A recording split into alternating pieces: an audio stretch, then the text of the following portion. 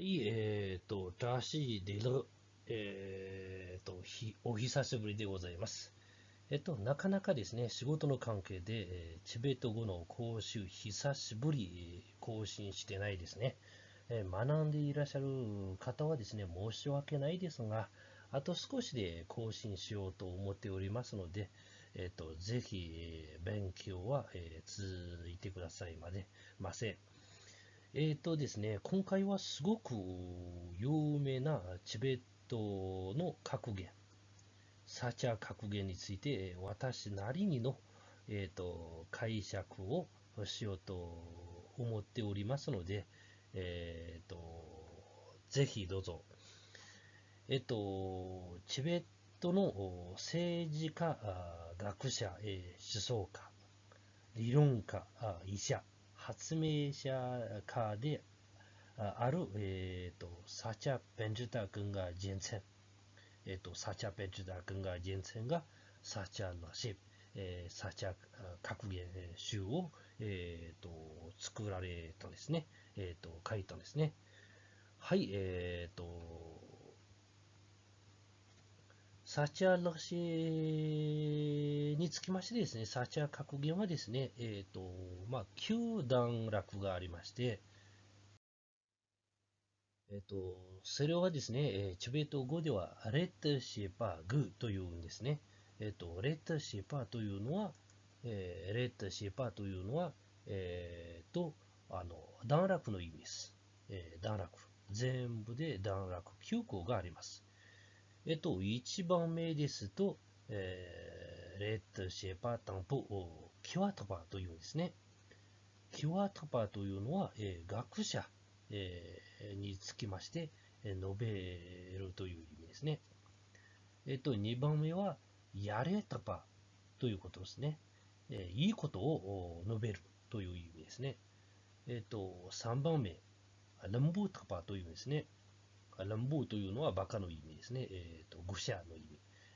ランブーを述べるという意味ですね。バカ、愚者述べるという意味ですね。4番目は、ペマタパというんですね。ペマタパというのは、愚者、学者、あと、すべてのことを、ペマというんですね。すべてのことを述べるという意味ですね。5番目は、年長タパというんですね。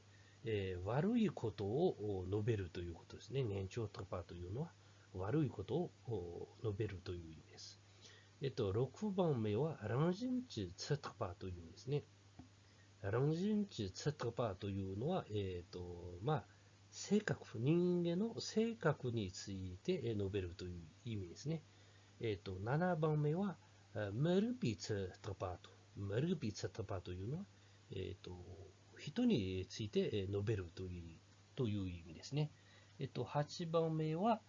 シャワトパという意味ですね。シャワトパというのは、簡単に言うと、やり方を述べるという意味ですね。チートパ、9番目はチートパという意味ですね。チートパというのは世の中の宗教について、述べるという意味ですね。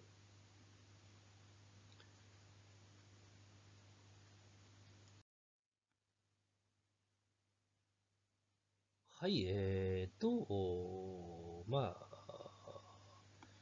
サチャ・ペンジュタ君が人生が作られたサチャ、格言ですが、すべては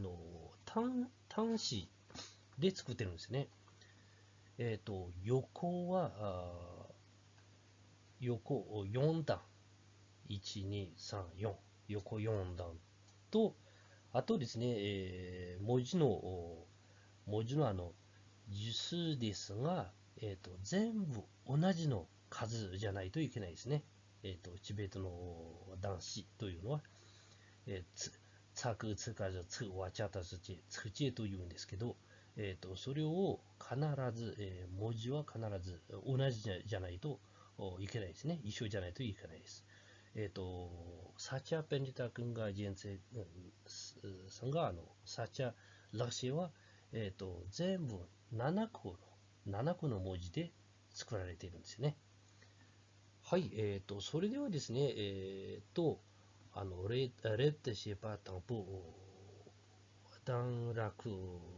1名の、キワとか学者について、述べるに始まりたいと思います。はい、キパ読んで、ゾンズンバ、ディートルシェ、レンチェンダ、ジャンツーチェンブ、シウィタル、インシチュー、テンチェンベ。ということは、キパーというのは、上のキパーというのは、本当はキワという意味はですね、キパーという意味は学者の意味ですが、サチャラシ、サチャ格言の中ではですね、学者だけではなくて、賢者のこともキワという意味ですね。と、キワ読んで、ズンズンバ、ディータラシ、レンチェンド、ジャンツーチェンブ、シウィタル、インシチュー、テンチェンベという意味は、ですね、学者、賢者はたくさんの知恵があります。彼らは最もいい知恵を身につけることをですね、努力いたします。それを例えてですね、海は水の蔵であり、だから水は海の蔵であり、だから、すべての水はその蔵、その海に流れていますという意味ですね。だからここに、表していることはですね、この木は、賢者は、もちろん持ってるし、知恵が持ってるし、メンタル、ハットも大きいですということも表しているんですね。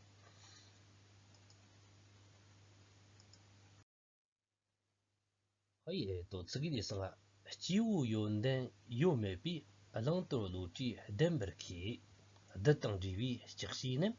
كلام دوي لمبركي ということは何でしょうというと、ここでですね、七王と書いてるんですね。本当は、さかたかえたちあの七王なる七王というのは男の意味にはなるんですけど、サチャ・ペリタ君が人選者のサチャ・ラシ、サチャ格言の中では、必要は、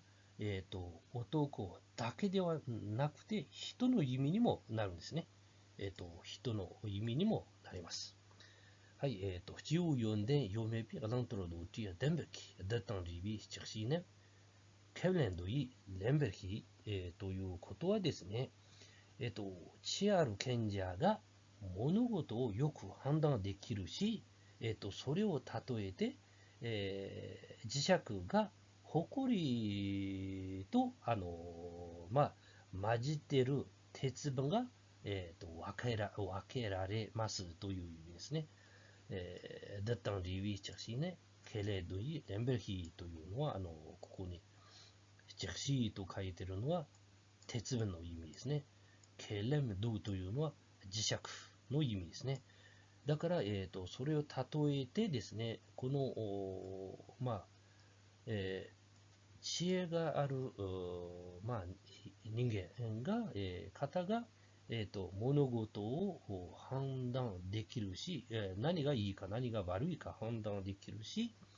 それを例えるのはですね、磁石を例えてるんですね。埃と鉄分分けられますということを、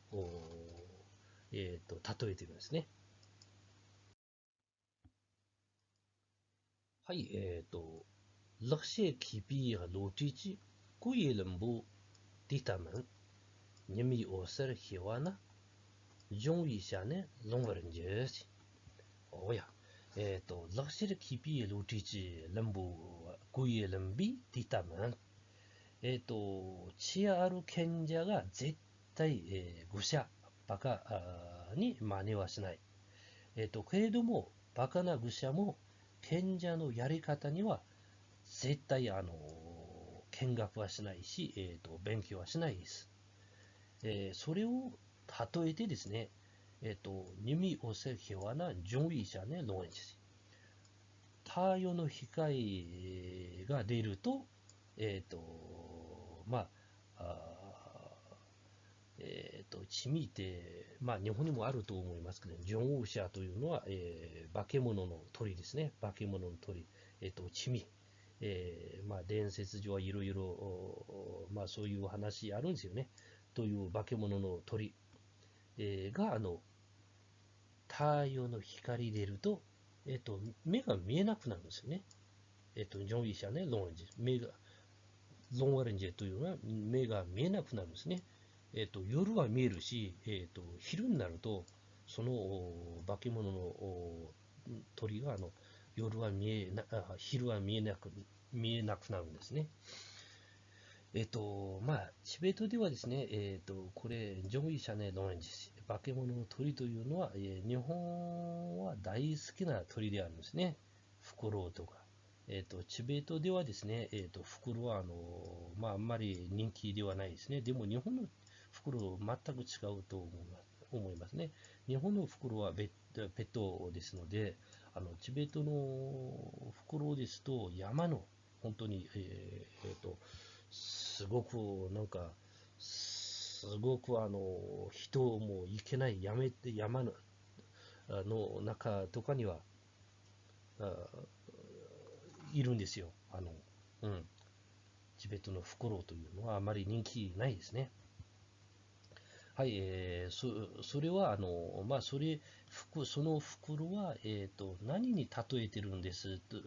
というと、まあ、愚者のことを例えてるんですね。愚者のことを例えてるんですね。はい、ヒレデンビニワタ、セレニチアレンビマン、ネンカダンギトゥドチ、ソプレニチカティマンス。を、ヒレデンビニワタ、ヒレデンビニワタ、セレニチアレンボーマンス。物事を判断できるならば、バカじゃないでしょう。愚者じゃないでしょう。それを例えてですね、まあ、毒物の蛇を捕まれるのは、捕まれるの、殺されるのはカラスじゃないでしょうということですね。だから、本当に、毒物の蛇はですね、カラスが捕まれないですね。殺されないですね。まあ、それを、何のことを表しているかというと、えっ、と、物事を判断できる賢者というのは、すごく、まあ、力があり、すごく能力もあるから、それは例え得ると、毒の蛇でも、捕まれる鳥に、例えてるんですね。だから、バカはここで、ちょっと、日本ではカラスも人気あるんですけど、チベットはカラスもあまり人気ではないですね。だから、そのカラスは、愚者、バカの人は、カラスに例えてるんですね。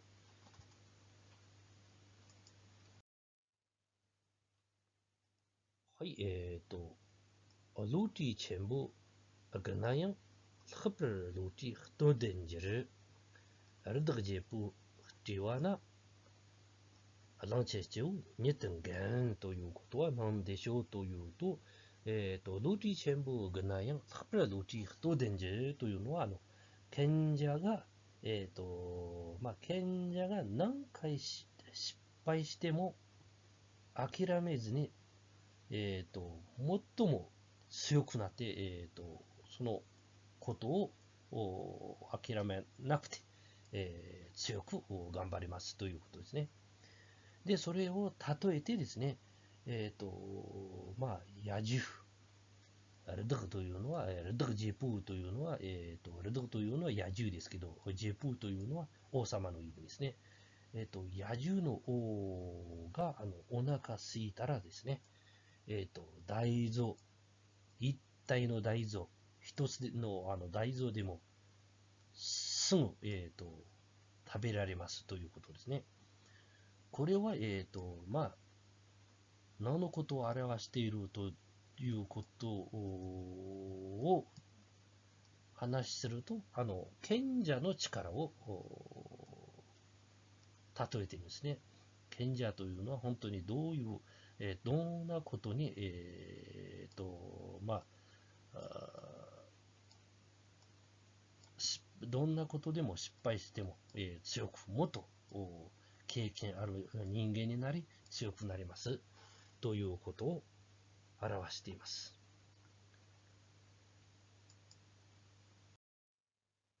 はい、それではですね、今回はここまでにしましょう。興味ある方はですね、ぜひ、